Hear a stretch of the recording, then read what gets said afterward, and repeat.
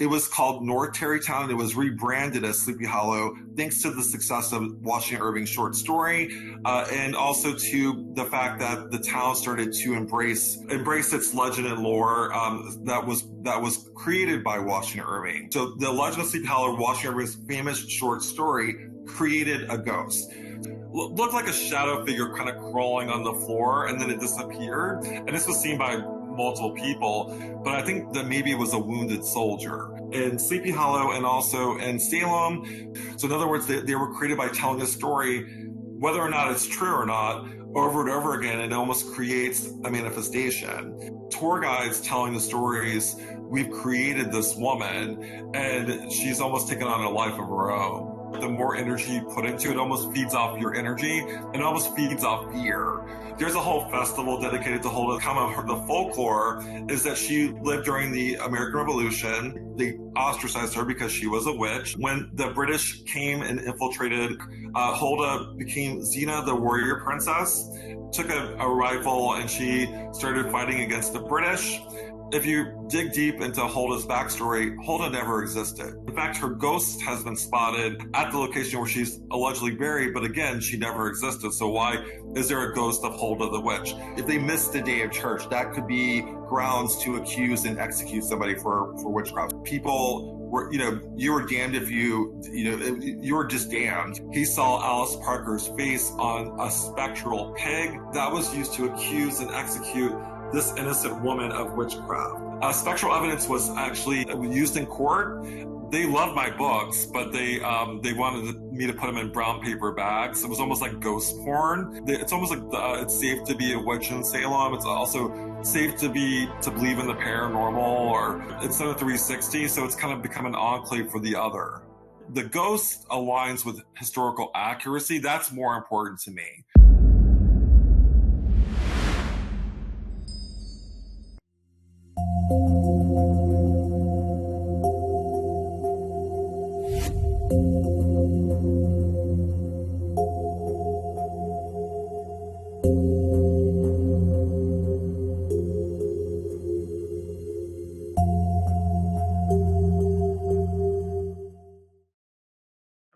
Have you lived in this area all your life? I know you've spoke about how your descendants come from this very area, so perhaps give us a bit of background, and then we'll flow into our presentation tonight.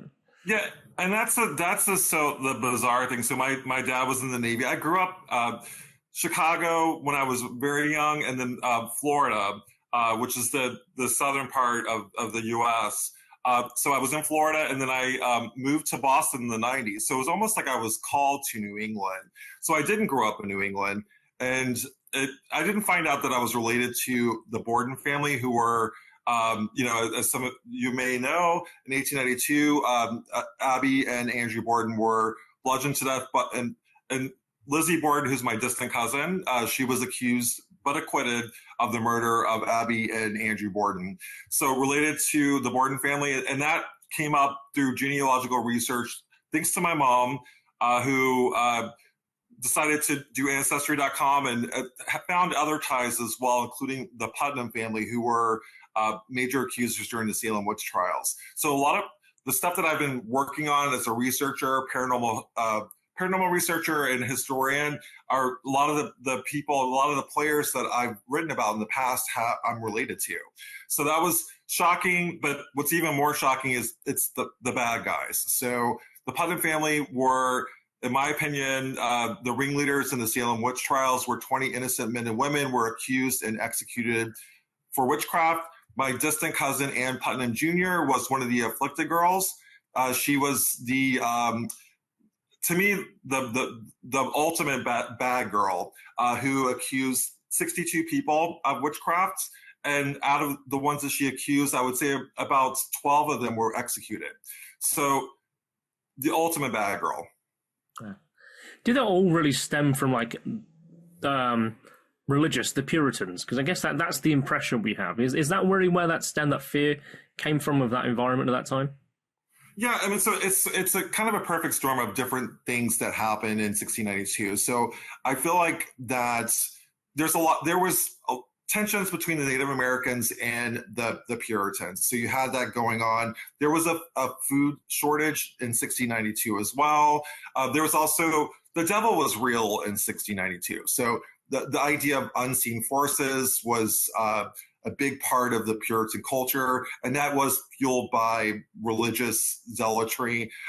Many of the accused, they were devout Christians. They would actually go to church. And even if they went to church, if they missed the day of church, that could be grounds to accuse and execute somebody for witchcraft. So it was sort of this really extreme zealot period in colonial America where people were, you were damned if you were just damned. If you did anything wrong, except that challenge the status quo in any way, you could be accused and executed for witchcraft. That's incredible. I mean, over here, there was certainly a period of time where that was also the case. And kind of the way that we had a gentleman on as a guest, and it's going to bug me until I remember who he was. And he spoke about the way that the courts dealt with that. At the time, effectively, the way that they stopped those witch trials is the courts were just throwing out the cases. And that's effectively how it swayed back the other way. People were just getting acquitted because they couldn't prove it. And that just kind of like fizzled away in the background. It's really a terrible time in history. And I guess the United States, it still permeates, because I guess there are still those pockets of almost, fundamentalists around. I mean, how is that like today? Yeah, I mean, history repeats itself. So I feel like what's happening currently in the States, and I don't want to get too political, but it is repeating. And a lot of people that are different, whether, LGBTQ in the U.S. or if you're an immigrant, you are being demonized. And that's what happened in 1692. The difference is, in that era, it was it was a small community. So a lot of the people that were accused were neighbors. So that it was young girls accusing men and women, which I always thought it was women that were accused, but it was women and men that were accused and executed. And usually it's people that had, bad blood with the Putnams or with some of the accusers. And there was the easy prey, which would, like, Bridget Bishop would have been an easy prey, considered easy prey. But there was also people like, trying to think of a good example. The people from various. So Rebecca Nurse, she was a good example. Rebecca Nurse was a lovely grandmother, property owner. She was a neighbor to the Putnam family, and Rebecca Nurse was accused and executed. And to me, that was sort of like the turning point where people are like, wait a minute, if Rebecca Nurse is a witch, then something's wrong here, because she was a devout, she would go to church regularly. People loved her. The community loved her, and she was wealthy. And one of the ideas with the Salem Witch Trials is that Rebecca Nurse was a property owner, and that the Putnams wanted her property. So there was many factors. There was the Native American, the tensions in the time. I think a lot of the afflicted girls were actually suffering from PTSD, which back then, of course, they didn't know that. There's the theory of the ergot poisoning theory, which is they ate moldy bread. However, that's probably not the case, because if you had ergot poisoning, you would lose body parts. So they would have lost noses and ears if they actually did have ergot poisoning. Oh wow, I mean, aside from my ASSAP cap, I do a lot of geopolitics stuff. I was kind of covering the farmers' protests across Europe. I didn't actually realize how bad ergot poisoning is prevalent again now, particularly in Germany. I saw Ukraine, kind of that area of Eastern Europe. Ergot poisoning is a major crisis point at the present time. Oh, yeah, for those that don't know, it's basically moldy bread. And it's eating the ergot. Some of the thoughts were that the girls that were afflicted were actually eating the ergot, and they were having hallucinations, like a kind of like an LSD type of hallucinations. And the afflicted girls were very convincing, apparently, including Ann Putnam Jr., Abigail Williams, Mercy Brown. There was several girls that were kind of part of a clique, and they were like between 10, as old as some of them were like 19, 20, but they were younger girls that were afflicted, and they were rock stars in 1692. And so the idea was that their affliction was from ergot. However, I mean, based on what I can, just the side effects of ergot poisoning, they didn't have that.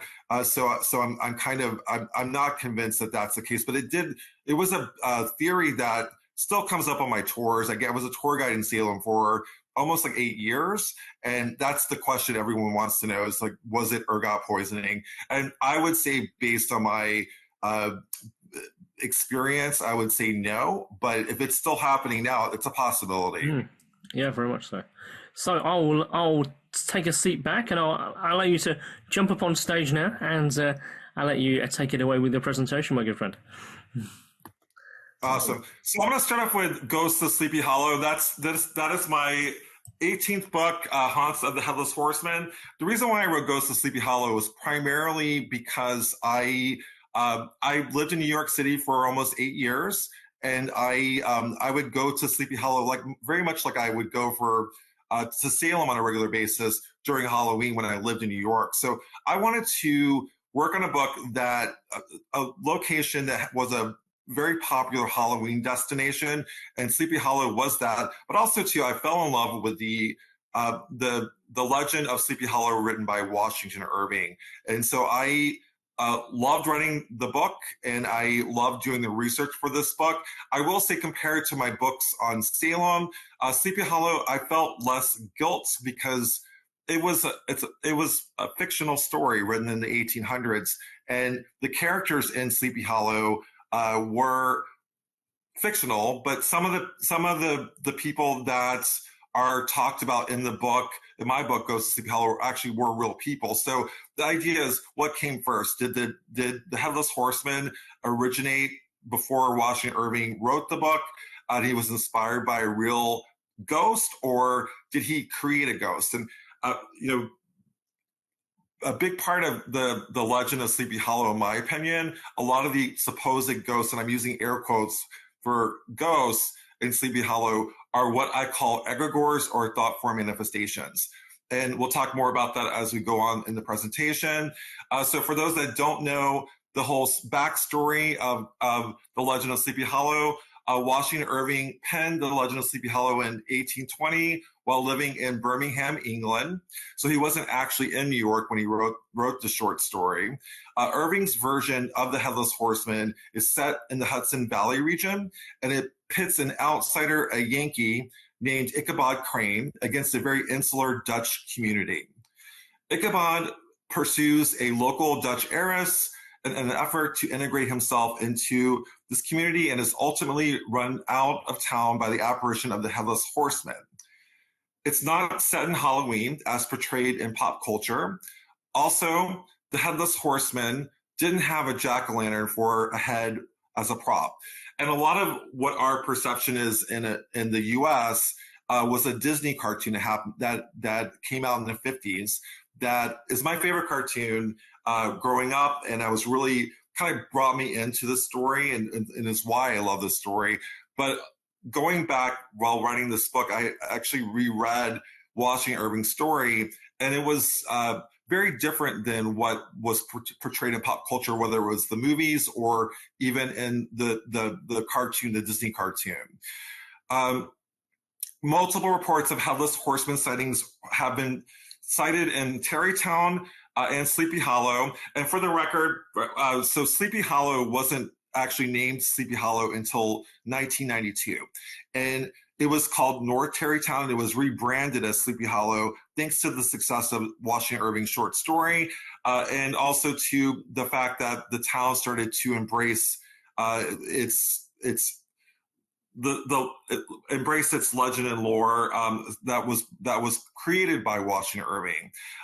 And I also feel like that the Headless Horseman created an egregore, a thought form manifestation. So the Legend of Sleepy Hollow, Washington Irving's famous short story, created a ghost.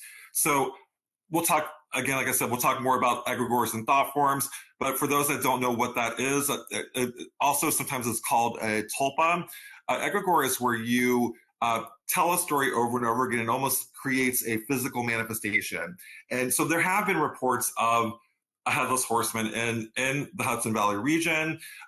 The idea is that this headless horseman came from a real person. His name was Christopher Range was his name, and he died in the Battle of White Plains, and which happened during the American Revolution, and he did lose his head. And this is not, of course, not written in the short story, but some believe that he was inspired by the battle. And there's one line in the short story that does a reference the battle as well, and the man losing his head, and he was supposedly the human that became the headless horseman, who hunts for heads throughout the Hudson Valley, and has been portrayed in pop culture, and as one of my favorite American monsters too. So yes, so I do, and sightings in Sleepy Hollow. So after the short story came out in the 1800s, there were multiple reports of a headless horseman after Washington Irving's story came out. So based on my research, I don't think that there was an actual headless horseman that existed before the short story, but after, there was multiple sightings, including one gentleman who was coming from a tavern carrying a pitcher of beer. He was walking over what was the Headless Horseman's Bridge, and he said that a ghost-like horseman came over the bridge and pushed him over, and he spilt his beer. So there's seems to be always alcohol involved when they have sightings. And there was also an Irish woman who spotted the Headless Horseman as well. So there were multiple sightings, and there have been modern sightings of the Headless Horseman too. But again, I don't think that there was there's any genesis for, or any human that would be responsible for creating this manifestation of a Headless Horseman. So for those that don't know Washington Irving, the Legend of Sleepy Hollow author reported seeing a lady in white apparition in his home called Sunnyside. Sunnyside is a lovely house that is facing the Hudson River. I have visited there multiple times. I will say that the people that run the group, the Historical Society that run Sunnyside, are very wary about talking about their ghosts. People have seen, supposedly Washington Irving haunts the room he died in, which is on the second floor. And so people have seen him. They say he's usually writing, and they spotted his apparition in the window. And having toured the location, I will say that there was definitely an energy in that room where he did pass. However, I didn't see anything. I didn't see like a ghost per se, but people have taken pictures, and they do report seeing what they think is Washington Irving's apparition. But Washington Irving himself reported seeing a woman, a lady, who had fondness for apples that he spotted when he was living there at Sunnyside. And there were reports of his childhood sweetheart, Matilda Hoffman, who supposedly also haunts the property. However, she died in New York City, and he lived in New York City. So there's really no reason why she would actually her spirit would follow him to Sleepy Hollow or to North Tarrytown at the time. But of course, people love the story that maybe his young sweetheart actually followed him to his later in life home. Several people have claimed to have encountered the Headless Horseman in the Hudson Valley region, like we talked about before. And so I do feel like that it's potentially an egregore. But again, that's something that I would love to investigate more, because I do think that the sightings have diminished over the years, but they were definitely intensified right after the story was written.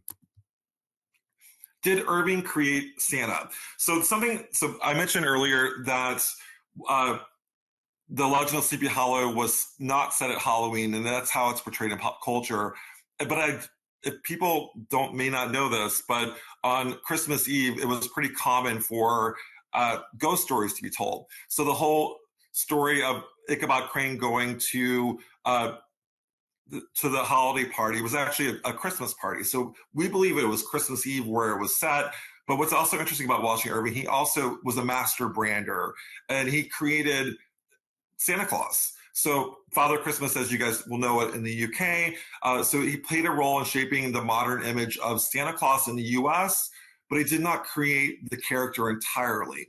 In 1809, Irving published a satirical book called A History of New York, which included a story about a jolly gift-giving St. Nicholas. Irving's depiction of St. Nicholas was influenced by the Dutch folklore figure of Sinterklaas, who was known for riding a white horse and bringing gifts to children on December 5th, St. Nicholas's Eve. So it's possible also too, it was earlier in December that this party happened. And this is right before Ichabod Crane had his encounter with the Headless Horseman in the Legend of Sleepy Hollow. So in my book, Ghosts of Sleepy Hollow, I talk about several ghosts, and I'm again using air quotes for that. The Headless Horseman was one of them, and that's a lot of sightings after the book, the short story first came out. Not as many sightings recently. However, there have been sightings at called Buckout Road, which is not in Sleepy Hollow, but it's a little further west. And it's a famous road that's kind of a desolate road. And there have been multiple reports of a Headless Horseman sighting on Buckout Road. That's another location that I'm very interested in. And it's on the other side of the Hudson Valley. And a lot of legend and lore associated with that region as well. There is a lady in white. There's three versions of the lady in white at a place called Raven Rock, and it is alluded to in the short story, The Legend of Sleepy Hollow. The different iterations come from different times. One of the stories that there was a Native American woman who was fleeing for her life from a man who was trying to attack her. She jumped from the cliff and passed away, and she haunts the location. There's also a story of a colonial era woman who had a suitor who came to Ravens, well, she was waiting for her lover at Ravens Rock, but froze to death during the winter. And they say that she screams to, almost like a harbinger, to warn others from not going into the woods. And there was another woman during the American Revolution who got lost in the woods, and she died from the cold as well. And she also sort of has a siren sound where she sounds off when it's almost like a screaming, almost like a banshee, that is sounds off when the weather is not good. And there's another woman that's alluded to in the Legend of Sleepy Hollow called Huldah the Witch.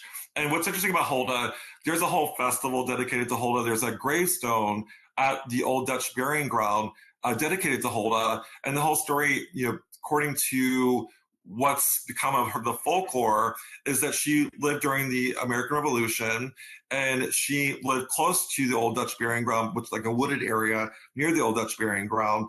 She was ostracized by the community. However, she tried her best to be nice to the people, but they ostracized her because she was a witch and she was from Bohemia. And so Huldah the Witch, according to the legend, when the British came and infiltrated that part of New York, Huldah became Xena, the warrior princess, and she took a rifle and she started fighting against the British. However, if you dig deep into Huldah's backstory, Huldah never existed.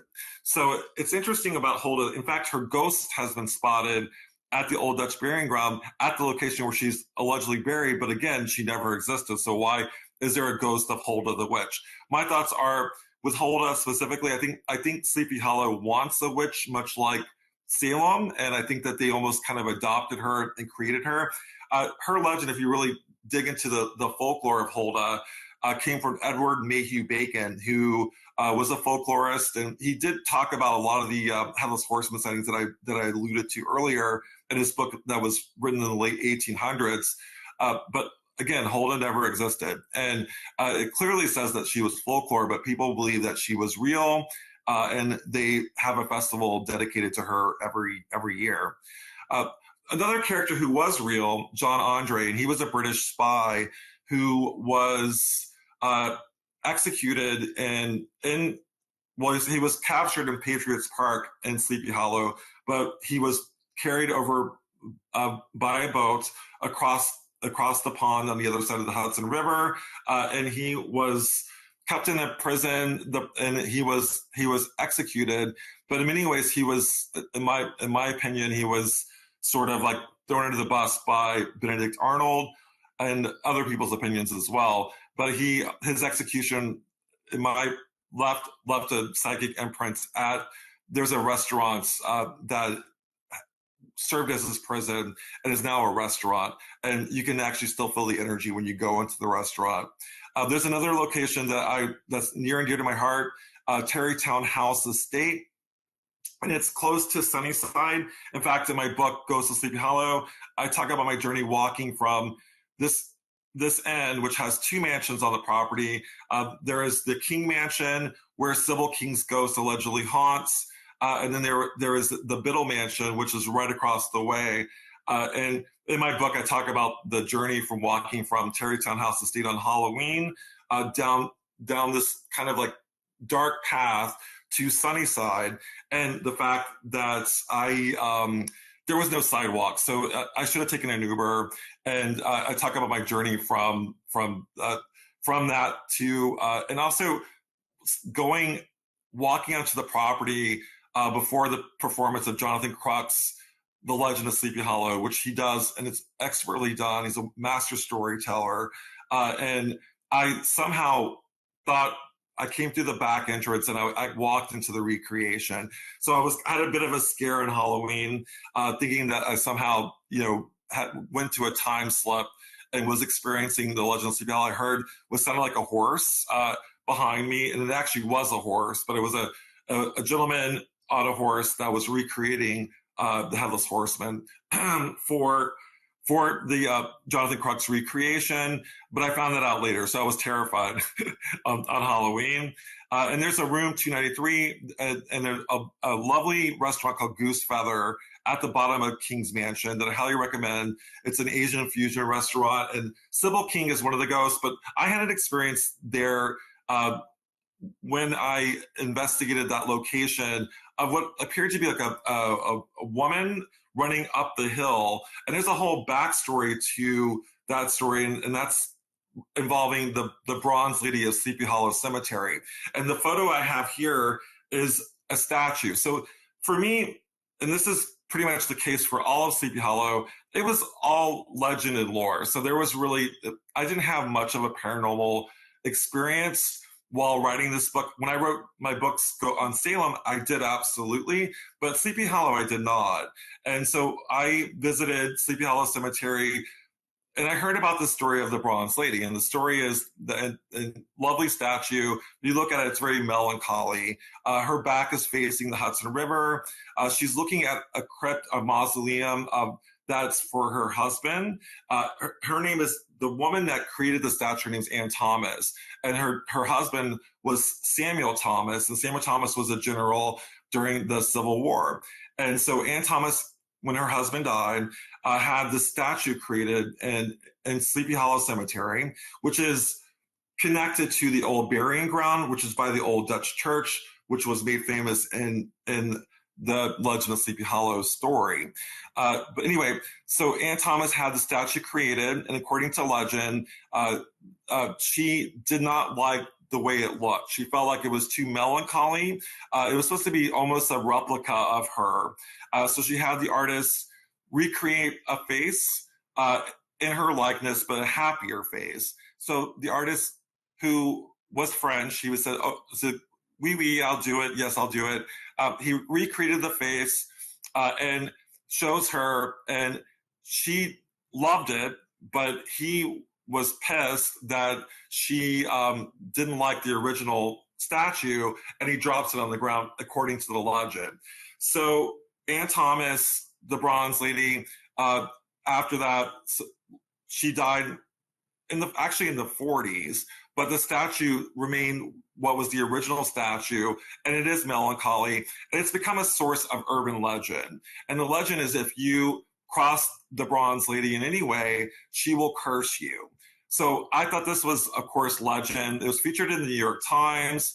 I didn't think anything of it, to be honest with you. So I went to Sleepy Hollow Cemetery with my good friend April Doucette, who's a psychic medium. We decided to go. And one of the legends, if you look into the mausoleum, which is across the way from the statue, you look in the peephole, you can actually sometimes see something. And I looked into the peephole and I did see something. I saw what looked like a ghost, a figure walking by in the crypt, which was strange. I'm like, April, I think I just saw something. And she was like, oh, that's just pareidolia. There's nothing going on. And I'm like, well, according to legend, April, if you don't ask for permission to take a photo of the bronze lady, she will curse you. And she's like, yeah, whatever. She's from Jersey. And so we took selfies in front of the bronze lady and didn't really think much of it. And also too, as I was like bending over, I dropped a rose quartz rock that I carry with me pretty much everywhere. And at least I thought I dropped my rose quartz rock. But it turns out that wasn't my rock that I picked up. So I took the rose quartz that I found at the statue, brought it home with me, and started having visitations from a woman. And so that night I stayed at the Tarrytown House Estate.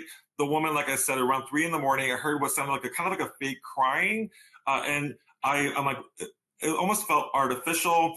I go outside to kind of check out what was crying, and then I see what looked like a woman running up the hill, and then she disappears. And I can describe what she looked like. She had long black hair, and she was angry. She looked like she was going to hurt me.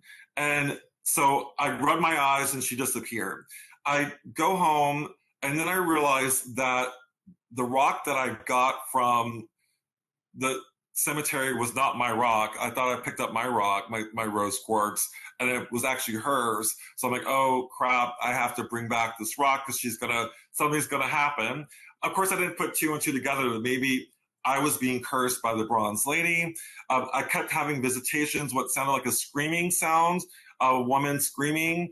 And I would check it out, and there was nobody there. In fact, I have recordings of a scream coming from outside of my apartment, and I couldn't really put 2 and 2 together that maybe like I was being, I guess, attacked by the bronze lady.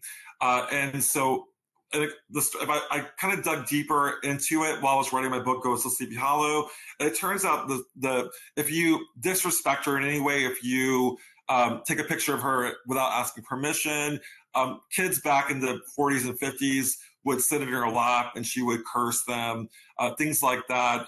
One girl spit in her face, and a tree fell on her Camaro in the 70s, just to kind of date the story of the bronze lady. So I thought it was hocus pocus, but I started having things happen. Well, as I was writing the bronze lady section of my book, Ghosts of Sleepy Hollow, exactly a month later, I was writing and I said, hell hath no fury like the bronze lady's scorn, which is what I wrote in my story. And right as I wrote that line, I had a fire happen right above my apartment. And it was kind of a bizarre fire. And that's the case with most of the things that happen with the bronze lady. It's kind of things that are devastating, but not too devastating. Like, she'll destroy things. So like the lady, her Camaro was a tree fell on her Camaro.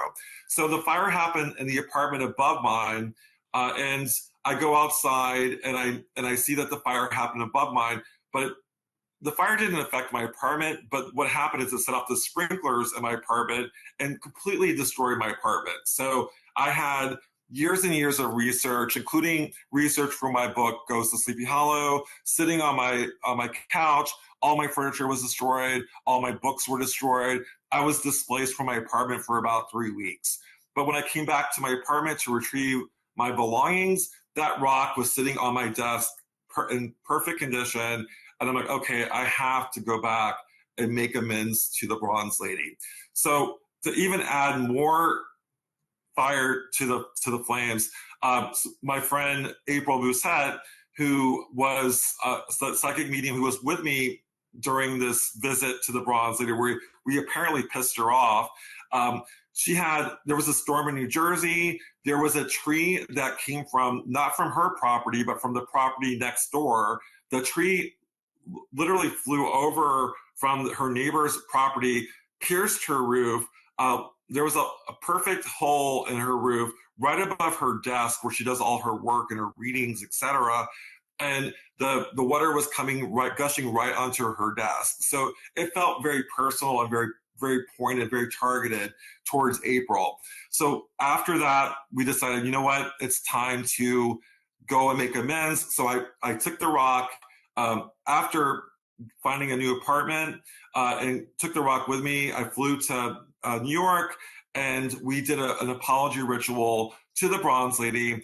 And apparently she accepted the apology. April said the energy shifted. And what's interesting about the whole story too, the first time we found her, we were just kind of driving around the cemetery. We found her just like that. The second time we couldn't find her. So we spent hours trying to find the statue, and somehow it was eluding us throughout the whole adventure. So we almost gave up, and we just said, you know what, we're gonna find her. And we ultimately did find her after doing a Google search. And we'd made the amends. And I haven't been back to the statue since then, because I felt like I just didn't want to take a chance. So whether or not the fire was caused by the Bronze Lady, I'm not sure, but I don't want to take any chances. So I haven't gone back. However, I will say this, don't piss off the Bronze Lady. Whatever you do, don't piss her off. And in my book, Ghosts of Sleepy Hollow, I had a map created of Ichabod Crane's race. Love this map.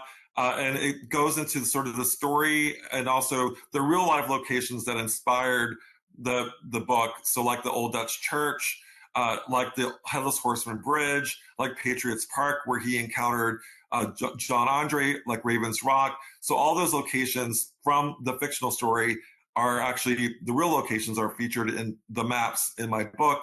And also I write about each of the locations in my book as well.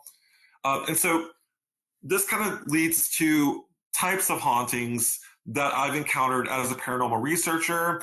So there's residual hauntings, and I live in Boston, or Somerville, which is right outside of Boston, Massachusetts. And a lot of the hauntings here are residual in nature. So they are like videotape replays that play over and over again. And so there's nothing, when you see them, if you do happen to see them, it's like they're replaying something over, like a ghost loop, and they can't interact with you. There are also intelligent hauntings as well. When you're doing it, paranormal investigating, and you're talking to spirits, that's what we would call an intelligent haunting. I think that, in my opinion, especially in New England, I think they're more residual in nature, the hauntings, and it's more like a psychic imprint as opposed to what one would think is an intelligent haunting. There's also the idea of a poltergeist, which is a hyped up intelligent entity, and that's poltergeist is a noisy ghost, so doors open and closing, lights turning on and off.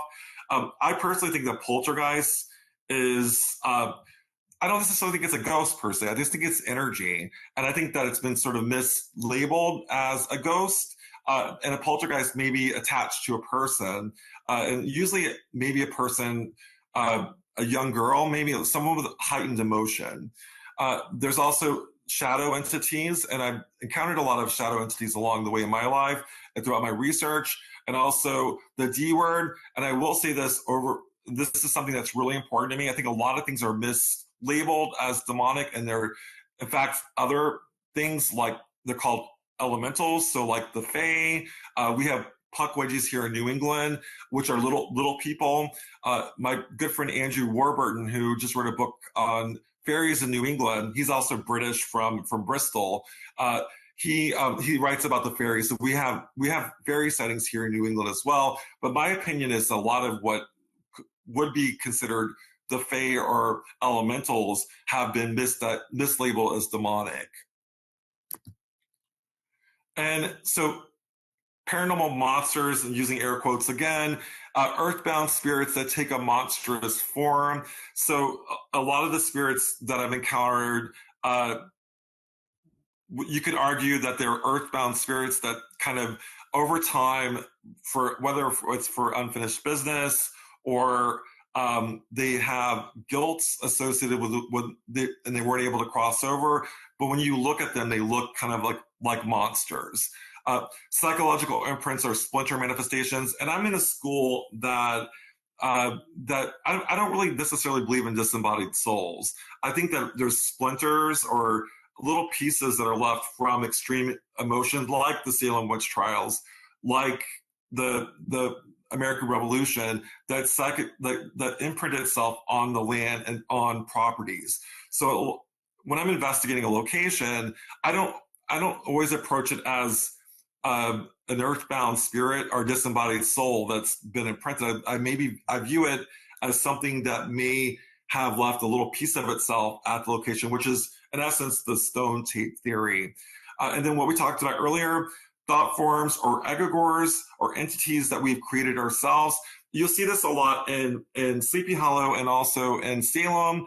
There are a lot of entities that don't have any original people that could have created these ghosts. So in other words, they were created by telling a story, whether or not it's true or not, over and over again. It almost creates a manifestation. There's also the idea that they're interdimensional. So there's the portal of some sort where monsters from another dimension, almost like Stranger Things, are able to kind of cross over the portal from the other side. And then what I strongly believe is probably more the case than not, elemental entities. And those are, like I said, the Fae or creatures, earth, air, water, fire. So related to that, so imps would be considered elementals. Gnomes would be considered elementals, and also like water imps would be considered elementals as well. So here's a clip from so we're going to now go into Salem, and I want to talk about compare and contrast to Salem, Massachusetts. And this is a clip from a location called Rockefeller's, which is on the corner of Essex Street and Washington Street in Salem, Massachusetts.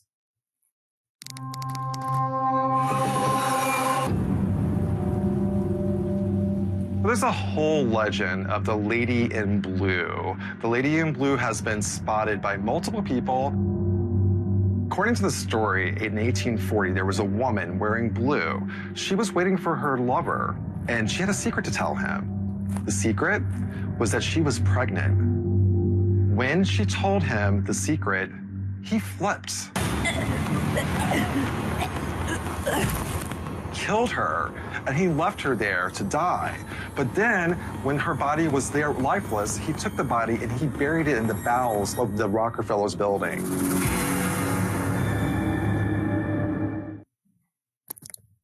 So that's the story that we tell on ghost tours. However, much like Hulda in Sleepy Hollow, the Lady in Blue never existed. So there was no woman that was pregnant waiting for her lover at what is modern day Rockefeller's. However, we've taken photos of this woman. We've heard screams from that area as well. And as you can see here, it's almost like a monstrous manifestation of a woman. And if you look closer at the photo, it's a blue dress. And so I have seen other photos as well. So this is just one. This was taken on one of my tours, the one that I could present. So I do feel like that she is an actual manifestation, but where did she come from? Like why? And I do think that by tour guides telling the stories, we've created this woman, and she's almost taken on a life of her own. There's another manifestation, the Samuel Pickman house, and the whole story with this, and this is on one of my tours as well. The photo there looks like kind of like a sinister face looking in the mirror. And that was on the very first tour I ever gave back in 2013 in Salem, Massachusetts. And the story goes that that house, the Samuel Pickman house, was found in a mansard roof of a Victorian mansion. And this is a great representation of what the houses looked like in the 1600s. So back in 1692, that's what a house in Salem would look like. Smaller wooden frames. The red doors probably more, definitely, they probably did in fact have a red door very similar to that. And the glass does date back to the 1600s. So, the story, there's a overblown story that there was a man that lived in the house. He goes crazy. He kills his wife and he chains his daughter in the attic. So when I was telling the story, this face came through the window, and one of the ladies on my tour took the photo, and in many years, like that building was sort of just sitting there on the corner. It was right by the cemetery, and it was talked about on tours, but you weren't able to go inside. But they've recently opened it up. The Peabody Essex Museum opened it up, so you can actually go inside. And I personally think, like looking at it now, I do feel like that it is not. It's not a manifestation. It's not anything except for maybe. Although I will say this, in the photos, there was several photos of what looked like that face kind of emerging into the glass. So that part still kind of haunts me a little bit, but I'm really not sure what that could be, if it is anything. I do think a lot of times, especially with photos that are taken on my tours, a lot of it's pareidolia, and that's our matrixing, where your eyes, like several things kind of work together to make it look like a face. So I do think this is a great example of matrixing, but at the time I was terrified, and so I was really scared. So in my book, so I've written 2 books on Salem. One of them is Ghosts of Salem, Haunts of the Witch City, which is my bestseller. The other one is Wicked Salem. And the locations that I featured in my book are the Witch Trials Memorial. And the Witch Trials Memorial is right by the Samuel Pickman House, the picture that I just showed you. And it's right by the old bearing point. And there are several people of interest, including Mary Corey, who was Giles Corey's second wife.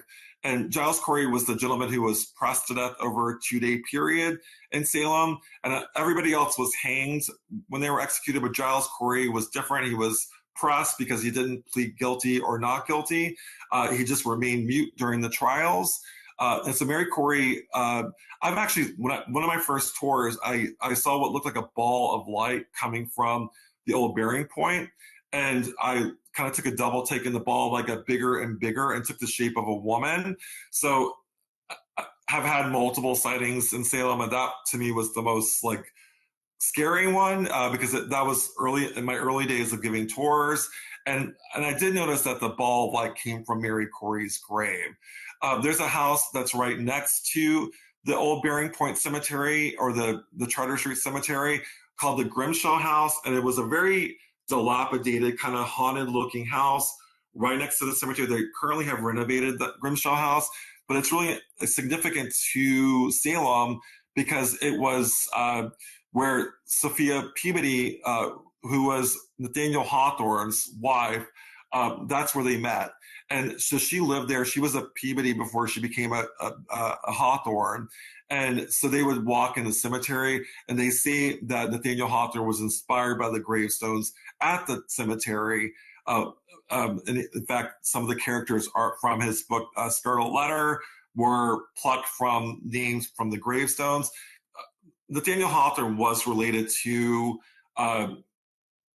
one of the magistrates during the Salem Witch Trials, and he had a lot of guilt, like myself. So, and I don't think I mentioned this, but I'm related to the Putnam family, who were the major accusers in the Salem Witch Trials. I didn't find this out until much later in life. So a lot of my passion for Salem specifically is the fact that I'm trying to undo the horrible things that my distant cousin Ann Putnam Jr. did during her life. Ann Putnam, if you really look at her story, she accused 62 people of witchcraft. And I feel like that Nathaniel Hawthorne had that similar guilt that I have. And so if you look at a lot of his stories, he does talk about the witch trials, and actually talks about Giles Corey almost being a harbinger spirit at the Howard Street Cemetery. So Howard Street Cemetery is where Giles Corey was pressed to death. And there have been reports of a Giles Corey ghost at the cemetery where he was pressed. And the story is, when you see him, something bad happens to Salem. And the reason why Giles Corey would be haunting that cemetery is that when he was being pressed to death, it said that the Sheriff George Corwin was standing over Giles Corey while he was being executed. And according to the legend, Giles Corey said, "More weight, more weight." So a board was put on top of Giles Corey's body, and then rocks were put on top. And they kept adding more and more stones on top of the board on top of Giles. And according to the story, Giles Corey's tongue fell out of his mouth. George Corwin took his cane, put it back into his mouth, and the story is that Giles Corey said, "I curse you," referring to the sheriff, "and I curse Salem." So if you see Giles Corey's apparition, run. It's not good. The last time he was spotted by 7 people, according to newspaper accounts, and it was the Great Fire of Salem. So 75% of Salem burned. What's also interesting about the Great Fire of Salem, it started at what we later found out was the location where where the executions took place. So, and that is behind a Walgreens in Salem. And they now have a lovely memorial honoring the victims, but for many years we did not know the exact location.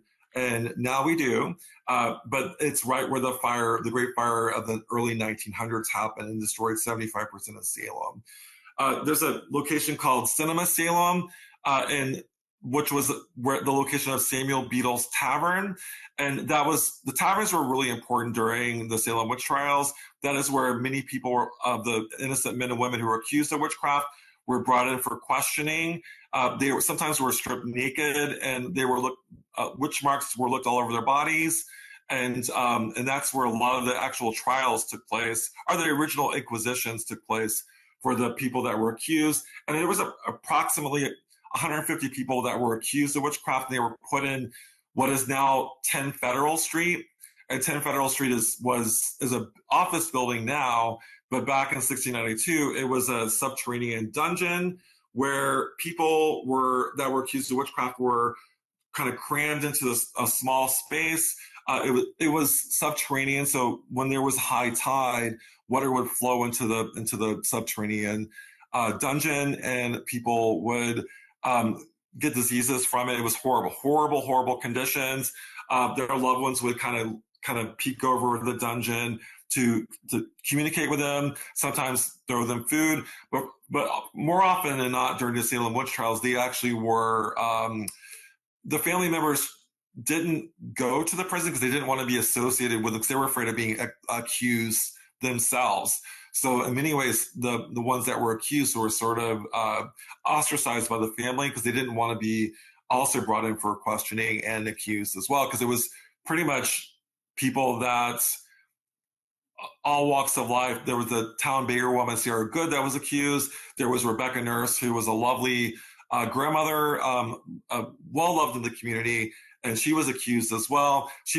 Rebecca Nurse was one of 3 sisters that were accused, so Sarah Cloyce, and there were the Town sisters, and then Mary Eastie was also accused. Mary Eastie was executed. Rebecca Nurse was executed, but the 3rd sister, Sarah Cloyce, was able to escape and flee. And some people believe sort of the idea of the 3 witches, which is made famous in Shakespeare, and also Hocus Pocus. So the 3 witch idea, some believe, was kind of derived from the Town sisters. What's interesting about the Town sisters as well, there's a whole history with the Putnam family and the Town sisters. They were 10 years prior, their mother, Rebecca Darling Town, was accused of being a witch before the Salem Witch Trials. And another family connection, the Gould family, accused their mother. So the Town sisters' mother was accused of being a witch before. So it goes back many years with the Town sisters. So I do feel like that it was personal, and that the Town sisters was an ongoing kind of family feud with the Putnams and the Towns, or the Gould family. Gardner Pingree House. That's where the murder of Captain Joseph White happened in the 1800s. And it has wrongly been called the Clue House. They call it the Clue House because Parker Brothers, who created the board game Clue, was also based in Salem. but it is where a murder happened in 1830. So it wasn't actually the inspiration for the Clue House, but it does kind of look like that. But the Gardner Pingree house is where Captain Joseph White was murdered by Richard Crowninshield in 1830. Hawthorne Hotel just celebrated its 100th anniversary, actually on the 23rd of July. So it's 100 years old. That's where the movie Bewitched was. That's where the cast, so Samantha, Elizabeth Montgomery, that's where she stayed.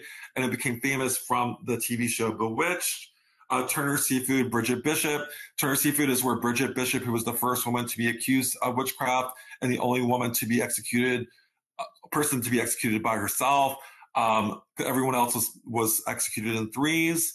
So Turner Seafood is where her apple orchard was. So, and that's been something, she's a spirit of Salem that's been reported over and over again. The witch house, which was one of the magistrates' houses, and that's on the cover of my book, Ghosts of Salem.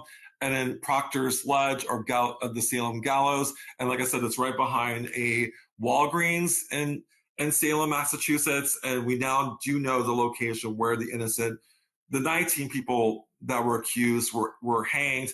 And what happened to them, when they were hanged, they were, if they were lucky, they were cut down during the overnight and given a proper burial by their loved ones. But for the most part, we believe that they were just kind of cut down, and their burial was the craggy rock, which was Proctor's Ledge. So if they were lucky, they were given their family members saved them and buried them on their property. And that happened with Rebecca Nurse. She was buried on her property. Also, George Jacobs, who was an elderly man who had two canes, and his granddaughter accused him of witchcraft. So he was buried on his property in modern-day Peabody. And we know that was his remains because their two canes were buried with him. And that cane is still, if you want to see the cane, it actually is part of the Peabody Essex Museum's exhibit that I would highly recommend if you're visiting Salem. I would definitely visit that as well. And then some of the people that we talked about. So in my book, I talk about these, Alice Parker, she was back in 1692, Salem was a much bigger space. So today it would be considered Salem Town, which was downtown Salem. Modern day Danvers was considered Salem Village. And then there was Beverly, which was the Bass Rocks portion of Salem. So all these locations were all considered Salem in 1692. So when we're saying Salem, it was a much bigger space back in the 1600s. But Alice Parker was in Salem Town. So that was in modern day Salem. The tavern that I mentioned before, which is modern day Cinema Salem, Alice Parker, her husband was in the bar, and she went to go get her husband. He was out drinking a little too late. A guy named John Westgate saw Alice while he was drinking. And he said that as he was walking home that night, he saw Alice Parker's face on a spectral pig. The spectral pig followed him back home, and then that was used to accuse and execute this innocent woman of witchcraft. Crazy. Spectral evidence was actually used in court, and spectral evidence is the ghost of someone appeared to them, and it was used to actually accuse and execute innocent people. Bridget Bishop, who was, again, the first woman to be executed, she was a sassy woman. She was not, and also if you look at the testimony in the Salem Witch Trials, she was highly sexualized. They talk about her red garb and her lacy garb. Her specter supposedly sat on the corner of several men's beds. If you look at her as a person, two of her husbands died mysteriously, so she was sort of an easy target. But she was not, I just feel like that Bridget Bishop was someone that was just challenged the status quo. She fought with her husband a lot. She was a penny pincher. And in fact, her apple orchard, she was notoriously would jump over fences to retrieve the apples that fell out of other people's yards. And I just feel like that her ways sort of upset the locals, including her neighbor who was a magistrate, who I feel like that she was just sort of easy prey. George Jacob Sr., he was an old elderly gentleman who was accused by his granddaughter. He had 2 canes, and we were able to find his remains. And then his remains were kept in a box for many years, and then they were buried at the Rebecca Nurse homestead. If you're visiting Salem, it's in modern-day Danvers. I highly recommend this. The homestead. It's a lovely house, and it's kept in really great condition. And there's a burial ground with 2 of the victims, at least, that we know for sure, George Jacob Sr. and Rebecca Nurse. Giles Corey, he's a gentleman who processed to death over a 2-day period. Mary Eastie was one of the town sisters. She also wrote a lovely letter saying that she knew she was going to die, but no more bloodshed. So in many ways, I feel like the Mary Eastie's letter, she was one of the final 8 to be, and they're called the 8 firebrands of hell. She wrote this letter that when I read it, I get teary-eyed because it was so beautifully written, but just saying like, hey, I know I'm going to die, but no more bloodshed. And the governor Phipps, whose wife was also accused of witchcraft, ended up putting an end to the Salem Witch Trials. So the executions ended in the very end of 1692. There were still people kept in prison in 1693.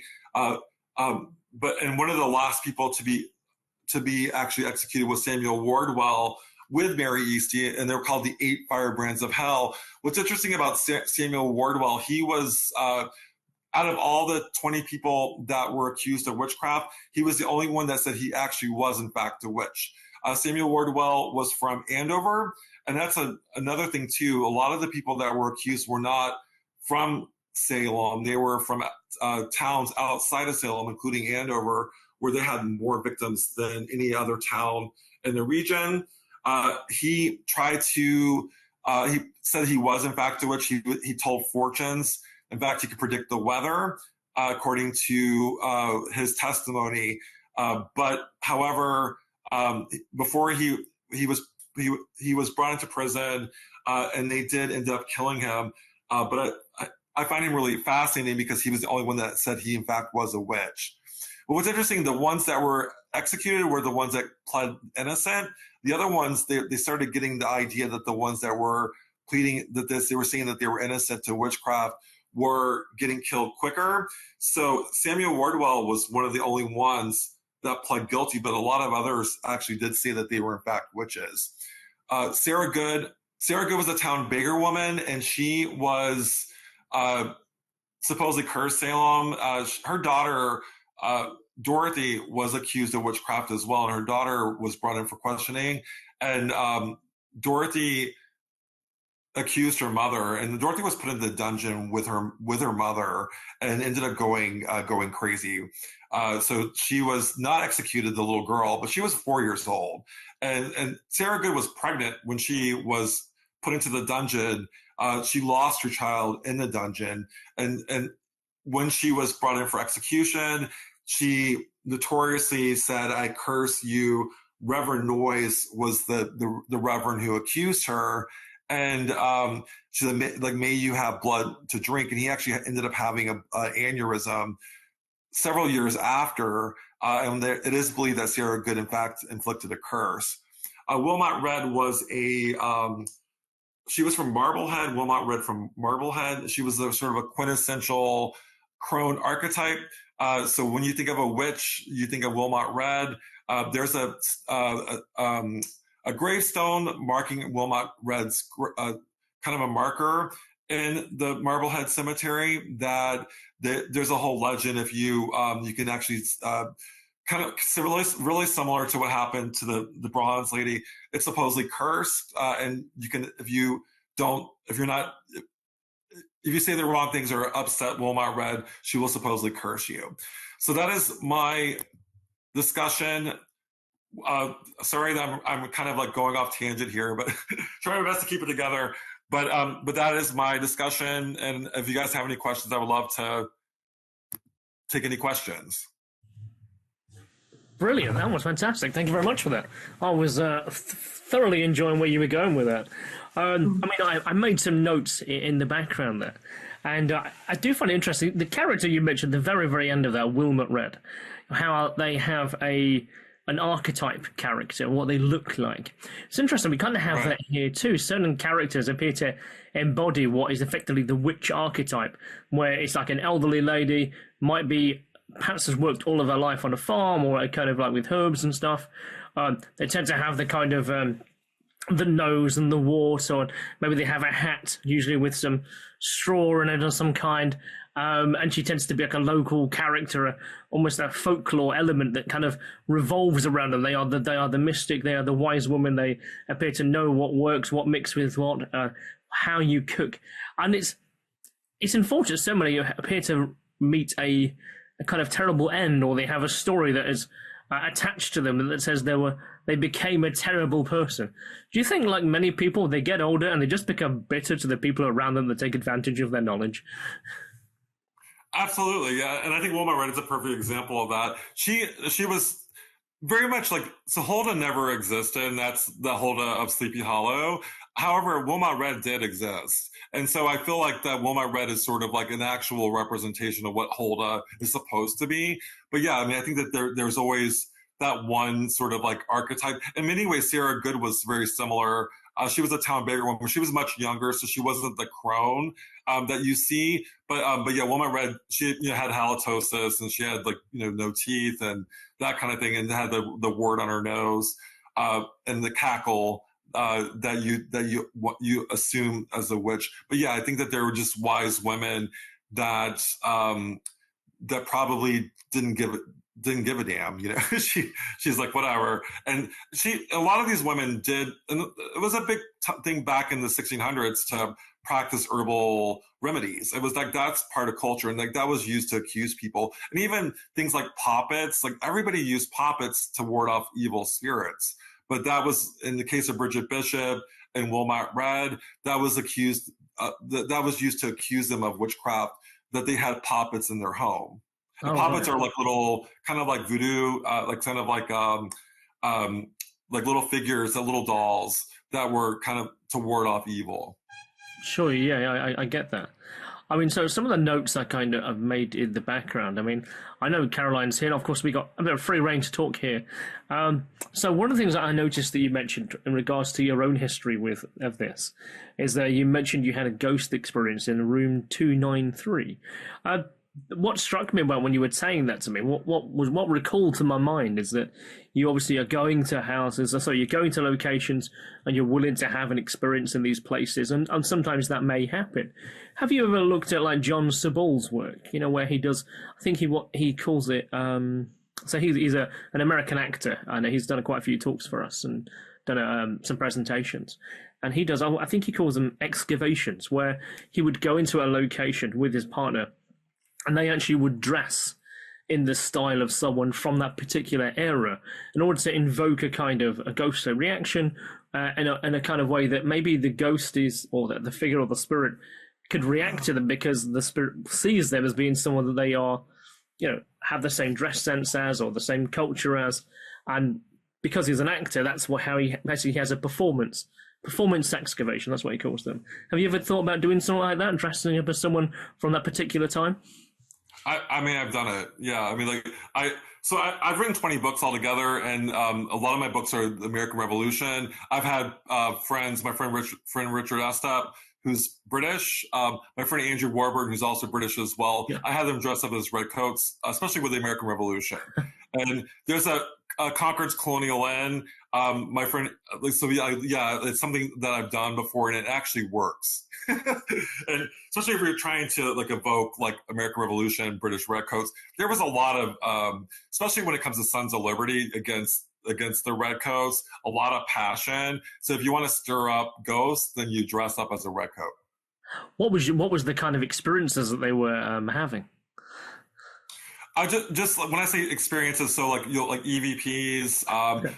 Equipment setting off as well. So at Concord's Colonial Inn, this is not Salem or Sleepy Hollow, but there was what looked like a soldier looked like a shadow figure kind of crawling on the floor, and then it disappeared. And this was seen by multiple people. And it turns out, so my thoughts on the soldier, I mean, I thought it was a crawler. The crawler is like almost like monstrous form, but I think that maybe it was a wounded soldier. So there was like almost like a shadow that came from the floor. I see what you mean by that. Yeah. And so when I write I don't just go one night. I worked at Concord's Colonial Land. I worked there for 6 months, so I immersed myself at the location. So like having that one experience is after 6 months of work. Got you. Do you find that with certain topics, you almost, like you said there, you spent 6 months there, there's a kind of anthropomorphic, that's the wrong word, when you kind of anthropology, when you feel and want to experience the entire culture of that space.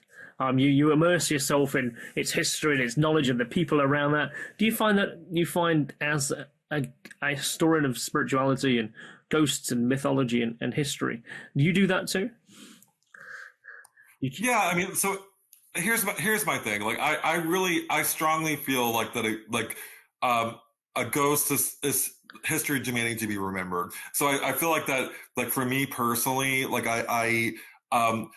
I feel, to me, do I feel like that ghosts are real? To be honest with you, I'm not sure. I feel like I do believe in psychic imprints. I do believe that if there's something emotional happen at a location, it can. So I don't necessarily know if I believe in disembodied souls. I think there's energy that's still lingering at a location. So when like even with like spirit communication, I'm not necessarily sure that I'm talking to like a disembodied soul that's stuck at a location. So I believe, but however, the piece of them is left at the location. That's what I'm picking up on. So I'm communicating with a piece of them that's been imprinted in the property. So ideas like that, like I'm looking for a haunting, possibly. I mean, I try my best to I would say debunk it, but as long as the ghost aligns with historical accuracy, that's more important to me. What I'm really much against is sort of like the false narrative. So that you'll have like a psychic medium go into a location, create a whole story about the lady in blue, or create a false narrative about a murder that supposedly took place, but there's no historical proof to back it up. So as long as like the ghost lore aligns with historical accuracy, that to me is important. I have a whole other lecture that I do called the Bathsheba effect, where I talk about the idea, and it goes back to Lorraine Warren when she went to the Perrin family farmhouse in Rhode Island, where she put her hand on the stove and she said, "There's a malignant entity in this property, and her name is Bathsheba," and it creates a whole franchise. So yeah, I mean, I'm sorry, I forget your question exactly, but yeah, I mean, I feel like that there's a potential for for me personally, it's important for the ghosts to align with history. Oh, I get that. Thank you. And I was looking at you mentioned just in what you were just saying there about how a person might tell a story and it almost attaches itself to the fabric of the area. So the lady in the blue dress you mentioned, we know that she is not historically accurate yet. That story has now imprinted itself into the environment and has now become a story, has now become part of the folklore and the mythology of that particular place. Do you feel sometimes, therefore, with a bit of reinforcement, with a stronger belief, with retellings, that the character then becomes more vivid, richer, and has a greater presence? Yeah, I mean, you saw the photo. I mean, it was very vivid, and she was wearing a blue dress and she looked monstrous. But yeah, so I do feel like it's almost like a physical manifestation. I have not seen the lady in blue. I've seen the photos of her, and I've heard what sounded like a screaming coming from that location. But yeah, I mean, I do feel like the more energy you put into it, almost feeds off your energy and almost feeds off fear, especially. And people, for whatever reason, they want to go to Salem and they want to be afraid, even though, to me, Salem is hallowed ground. That's where 20 innocent people were accused and executed of witchcraft. So there's this weird dichotomy. They go there for Halloween and it's almost like she's become stronger and stronger with each retelling. I see. And you mentioned there about Salem becoming a place where people go to Halloween and on various times of the year. There's almost like a paranormal economy, almost a travel tourism in America to Salem. That is almost like ground zero for if you want to experience something weird and wonderful. Go to Salem. I mean, what is the? Sorry, let me rephrase that slightly. So has Salem now just effectively become a tourist town? Does everything in there, is that very much a tourist location now? Yeah, so it's very much, it's millions of people come on from all over the country. It's become Halloween town. There are many people that feel that it's sacrilegious. It's like almost like going to Auschwitz to celebrate, or even going to Lancaster Castle to celebrate the Pendle witches, and they were killed there as well and executed. So there is a weird dichotomy. I mean, I do talk about a lot about that dichotomy in my book. How did a location that accused and executed 20 innocent people become the same location where witches from all over the country flock to, and they feel energized in Salem, and where other people that go there, it's almost like it's safe to be a witch in Salem. It's also safe to believe in the paranormal, or so it's done a 360. So it's kind of become an enclave for the other. No, that's really interesting. There's a few places here in the UK that have almost adopted that, where there was, trials or a judgment against somebody, and it now almost has flipped it. It now almost becomes a safe space for that very topic, or that history, or that. Those. And I find that really fascinating. Like, I'm like, why? If you're a witch, why would you want to go to Salem? But like, witches from all over the world come into Salem, and it's almost like they're reclaiming the land. Ah, I see that. Yeah, it's like it's a reclamation, a kind of a vindication that they have now. We've now got past that point, potentially. Culturally, societally, we've moved beyond the fact that we should be casting these people out. But perhaps we're just, living their lives, and now we can accept everyone of every caste, every creed, every way of life. That's now an accepted way to be. So we feel that they can reclaim that. Yeah, I can understand why they would do that. And it's also heavily influenced by pop culture as well. I mean, I mentioned Bewitched in the lecture, but which is a TV show. I'm assuming you guys have it in the UK. Of course, as well. Yeah. Okay, I'm not sure. Bewitched, and then also Hocus Pocus and other. There's so many movies that have made Salem a pop culture icon as a place where witches go. And it's ironic because that's where so it's weird that it's kind of done a flip in its perspective. And I think the biggest thing people think is like that the 20 innocent people actually were in fact witches, and they weren't. They were not witches. They were just innocent people that were accused. And the one that I'm just curious, actually. So I've got a few friends who live over in New York, and they often tell me that Boston really is it's always been a kind of brutal place to live. It's hard, it's harsh. There's the humor there is a bit different because it's been quite a toil for the people who've obviously, who've made their life there. I mean, how do you think that influences the kind of ghost stories that are there? Yeah, so when I first started, my first book was Ghost of Boston, and I will tell you this, the New England mindset towards the paranormal was very tight-lipped. In fact, my first book came out in 2012. They loved my books, but they wanted me to put them in brown paper bags. It was almost like ghost porn.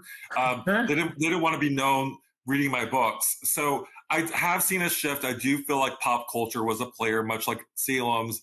I feel like that all the television shows have opened people up to the idea of the paranormal. So the people that were kind of ashamed, like I'm not ashamed, but they didn't want to talk about it publicly because they didn't want to be viewed as crazy. So I think it's become more accepted in New England, but that wasn't the case 10 years ago. It's just something that's shifted over the years.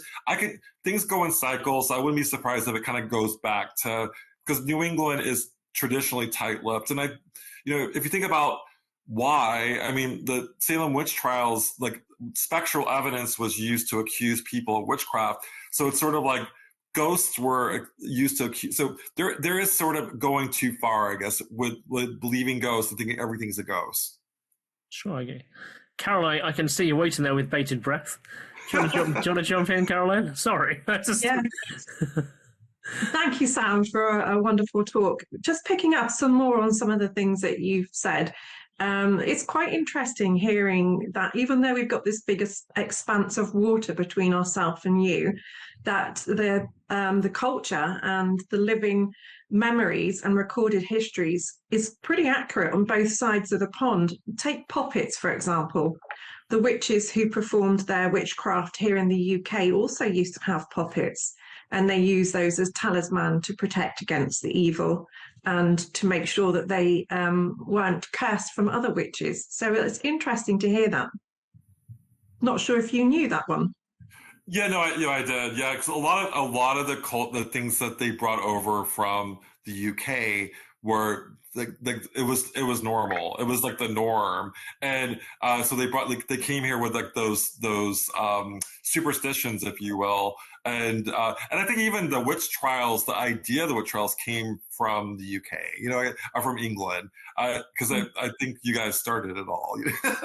This idea that someone could be accused and executed, like someone could be accused of witchcraft, and it happened throughout Europe. Yeah. Yeah, definitely.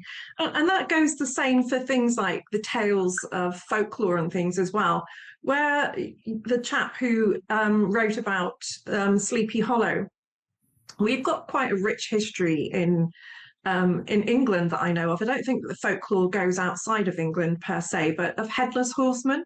I mean, within Somerset, which is the county that I live in, I know of 3 reports separately.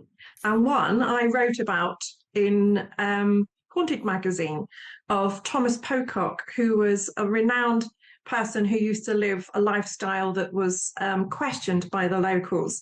So he was chased and lived in a cave, to get away and take himself out of the public eye. And it is said that he is witnessed riding his horse on the A39 without a head. So yes, it's rife, the tales of headless horsemen over here in the UK. Is that something else in the US that you've heard of or you've read? Anywhere else apart from Sleepy Hollow? No, I mean, I personally think that Washington Irving stole it from you guys. I really do. So like your legend and lore, because he wrote it in Birmingham, England. So yeah. I do feel like that he was really good about appropriating other people's legends and lore and turning it into his own. I mean, we say that the Headless Horseman is America's like first monster, but I mean it pre-existed across the pond. So I do think that he did take your legend and turn it. We don't mind sharing. We don't mind sharing. It's all good. You can never have enough ghosts, in my opinion. Never. But something else that you touched on as well about the parapsychology experiment where you dress up to re-invoke. And I love the fact that you use Mr. ASSAP in your experiments. That keeps him busy and out of trouble. It's more like he used me as like a kind of so I didn't use it. He actually dressed up. That was actually at the Oliver House where he dressed up as a red coat. But yeah, it was very lively at the Oliver House. I wonder where he finds the time with his other work as well. Right. Very exactly. Busy man. Very busy man. But have you ever heard of the parapsychology experiment, the Philip experiment? Yeah. And that's what the egregore is. I mean, like, so the Phillips experiment is where they created Philip by kind of creating a ghost, and that's where the I feel like that a lot of what's going on in Sleepy Hollow and Salem is very much aligned with the Phillips experiment, and so for those that don't know, it was like Philip was I forget what the whole backstory is to that, but I think it was in the 70s. I'm not sure what know what year. 1972. 72. In 72, and it was an experiment where they like, hey, we're going to create this ghost, this tulpa, and they told a story that had a whole backstory to it, and then the Philip started to respond. Yeah, it's something that I've actually been interested in seeing if I could replicate. So it might be something that Kristian Lander and I could attempt over the next few years, see if we can invest some time into it to see if we can invoke it. I wouldn't do it in my house because I've got enough ghostly stuff going on here already that we don't need any more tulpas and things here. But yeah, it's no tulpas in your home. there could be, but yeah, we got different levels. I will have to have a webinar of my own where I eventually talk about it. But it's 9 years worth of study that we've done in this house. It's nothing really scary. Occasionally, things are thrown into the mix that put you off slightly, but on a whole, it's interesting just to observe and to record. So yes, I think we will have to see if we can do the Philip experiment on a larger basis with some of ASSAP's members and see what we can achieve. But yeah, it's all good in the parapsychology experiments. I had written down a couple of questions that I made while we were going through. I think you've been so in depth that there's not a great deal left to ask. But what was the total number of witches that were executed in Salem? So the total was 20 innocent people were executed. So 19 were hanged, 1 was pressed to death. So as a peine de mort, which is like a extreme form of torture, and that was Giles Corey. So 20 altogether. But then there was dogs that were executed as well. We don't include them. Two dogs that were executed, and then there were people that died in prison. So we would say like around 25 altogether, but 20 is the definitive number where they were either hanged or pressed. What was the time span for this as well, Sam? So it was 1692 for the most part, but it happened. The first like accusations happened so during the winter of 1692. The majority of the hangings took place in June, July, all the way up until September. The last execution was in 1692, but then they were still in prison until in 1693. Mm-hmm. So it's a relatively short period of time that this happened. Yeah, absolutely. I mean, it's less than a year. Mm. Yeah. I don't know how long Pendle went on for, and the witch trials here that we had with the Witchfinder General, but I'm sure it was more than that length of period of time. Kristian, did you know? I don't know actually, but I'm sure there's actually been an ASSAP webinar about the Pendle witches. Mm. I'm gonna have to go back and have a look. Let's have a look, definitely. Yeah, I think it's very similar. I from my experience, but I'm just starting to get involved. In fact, I had a friend send over like brochures and stuff from the from overseas. My friend Dell, he sent me a map of the Lancaster Castle, like the hill that the Pendle Witches. So I'm kind of digging into the research, so I will get back to you. But I think it sounds like it's very similar. With what I remember. So I've just asked Grok in the background here. It's quite useful. It says the duration of the Pendle Witch Trials was 7 months from 1612.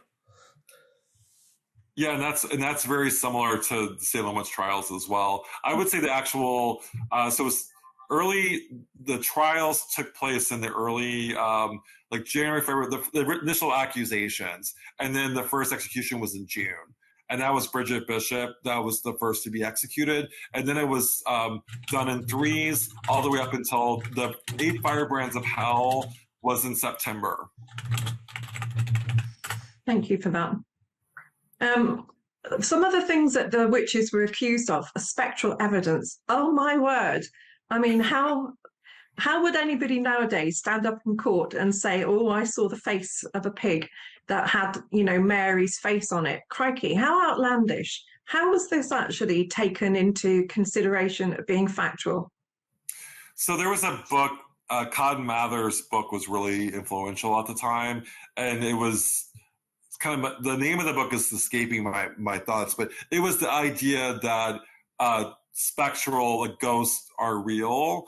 And so Cotton Mather was, even though he wasn't a major player in the Salem Witch Trials, there was several executions in Boston. Goody Glover was her name. She was executed in Boston before the Salem Witch Trials, and he wrote about that in his book.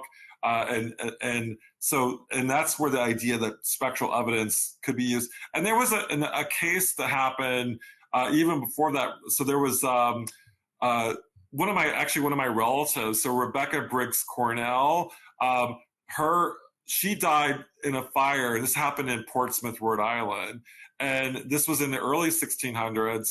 And her son John was accused using spectral evidence.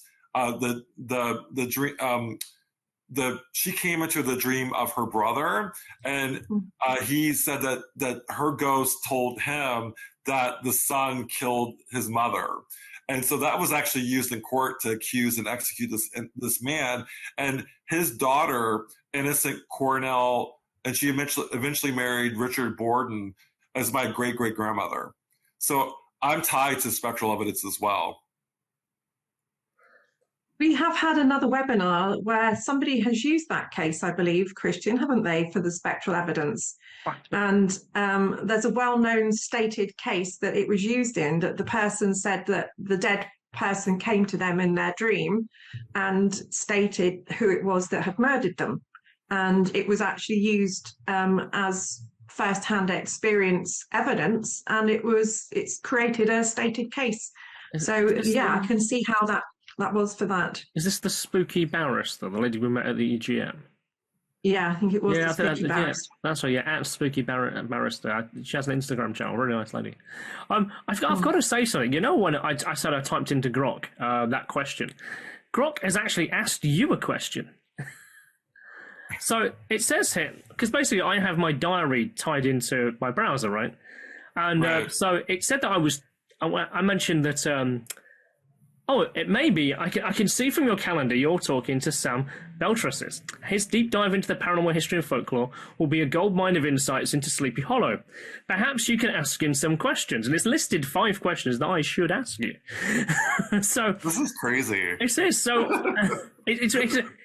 Grok is really interesting. It's almost like Hitchhiker's Guide to the Galaxy. It has a bit of personality. Is that like an AI thing? It is, yeah. It's SpaceX's. It's X's. Okay. And so I'll ask just one of them. It says, on a show like A Haunting, how much of the spooky atmosphere is amped up for television versus the experiences investigating places like Salem and Sleepy Hollow? Are there any unfiltered moments that have stuck with you? That's a really good question. I think so too. I was like, damn. I'll just cross off my next question now.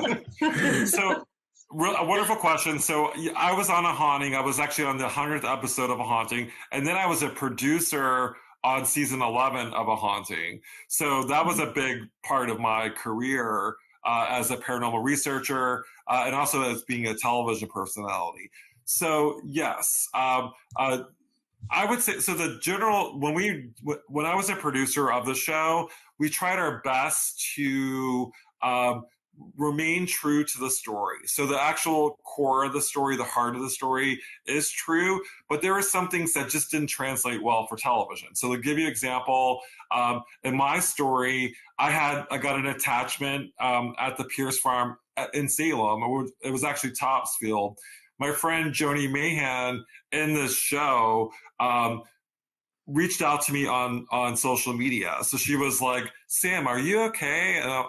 And I'm like, no, Joni, I'm not okay, you know? And so that was my interaction. And it was not, so in the TV show, she's coming to my home and knocking on the door and like, Sam, let me in. And so like that was not real. Like that didn't really happen. Our interaction was done purely online, but Joni did in fact reach out to a shaman who did a removal on me.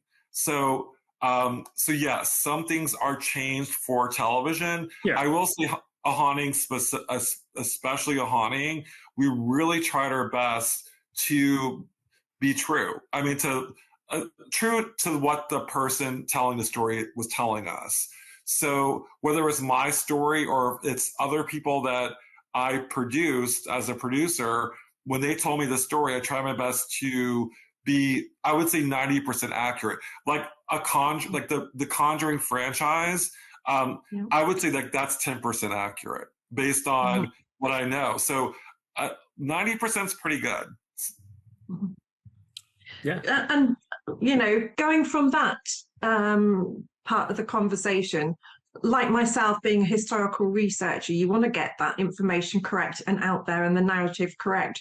At what point of your involvement with the paranormal in your own journey where you've reached today, at what point did you know that it was important to make sure that you get historical facts correct? From the beginning. I mean, it was really my mission from the beginning. Like, my dad's a history teacher. When I first started writing books, the television to me was not my passion. My passion has always been my books. So I write history books with ghost stories, and that's always been what I've maintained. I will say, because when I first started touring with my books, like doing lectures, they were like, well, tell me about your personal experiences at the locations. I'm like, oh no, I have to start investigating. So I started investigating to add to the books. And I still find that even though I do enjoy investigating, and I identify as a medium. So that's something that I try to keep separate if possible, but it's very difficult sometimes to keep it separate. But in my books, I do try my best for historical accuracy. And there is sort of like a dilemma with me, like sort of like, because you see Lorraine Warren, who I love dearly, go in to create Bathsheba, who was an innocent woman. And spectral slander is a big deal for me. Like, I want stories to be told correctly. I want, especially women that were marginalized, I want their stories to be told correctly. Thank you for that. I'm looking at the time, Sam, and I'm very conscious that you've finished a night shift and you've stayed up just purposely so that we could do this talk with you. I don't want to be responsible for having the air blue later when you're deprived of sleep for when you go to work again. So the last question that I will actually ask you myself is, can you tell us a time that you've experienced a paranormal thing yourself that will stay with you for life? That's a hard one. I mean, I've experienced a lot in my life. I think for me, we were talking about a haunting earlier, getting that attachment and then having the attachment and then having it removed and seeing it coming out of my stomach. Like, I physically saw it leave my body. And that to me was life-changing. I mean, even the going in and out of consciousness, and then also seeing it in other people. Even though I went through it, it's hard to believe. I'm like maybe it was just, maybe I was having a really bad day. I mean, I don't know. Like, I still kind of doubted myself, but then I've seen other people go through similar attachments where they go under and they're out of it. So I feel like the attachment, it was in 2016 that I had the attachment, and it ultimately became the episode of a haunting. Oh, also too, I have a Hatman stalker too. So like that, but yeah, like that is, he's actually, I view him as a harbinger. So almost like a warning. So if I see him, then something will happen. So I view him almost like a banshee, like my version of a banshee. So that's also significant as well. So the two significant things. Okay. Thank you for that. I think we'll wrap it up for this evening. But thank you. I want to express how much gratitude I've got for you coming on and doing this talk for us. And if you'd like, we can book you in another few months' time, another 6 months, maybe, if you've got another talk that you'd like to give ASSAP itself. I would love. Haunted castles. Yeah, because I just finished a book on haunted castles in New England, and we were talking earlier about that because I find it interesting to talk to, especially to you guys, to the Brits, because castles, and our version of castles is like, it's like wah wah. It doesn't really measure up. Yeah, the offer is there for this Swapsies holiday that we'll come and visit you in Salem, and you can give us a tour. And then Martin, I, and Kristian, if he's down here, will give you a tour around our castles. But I think we've got some manor houses that would probably encompass big enough properties from our previous conversations that we've had. So we're more than happy to put you up here and take you around the local southwest area of the UK. That's really nice. I would love it. I would love it. You can get another book done then for the UK castles and manor houses. Hey, so it will fit in with it. I feel like I'm gonna take this on the road because my next book is going to be Haunted Castles of New York. So it would be lovely to do one haunted castles of. I mean, there's so many haunted castles overseas. It would be hard to narrow it down. Yeah, definitely. My brain is trying to work out what there's castles in New York. What? Yeah. There's actually a lot, and generally the castles are more like movie sets. So they are taking British, sort of the fortifications that were built in the 1400s in Europe and turning them for whimsy in the U.S. So, and I think a lot of cases in the American castles, people want them to be haunted, or they assume that they're haunted because they look haunted. And so I think it's more like projecting the ghosts and not necessarily haunted. I think your castles are definitely haunted, so I would love to go. Let's set it up, definitely. But again, Sam, on behalf of myself and Kristian and ASSAP and all the members that's here watching your talk tonight, thank you very much for giving us this talk. We've been absolutely enthralled by it. Thank you. Thank you very much, and I hope you guys.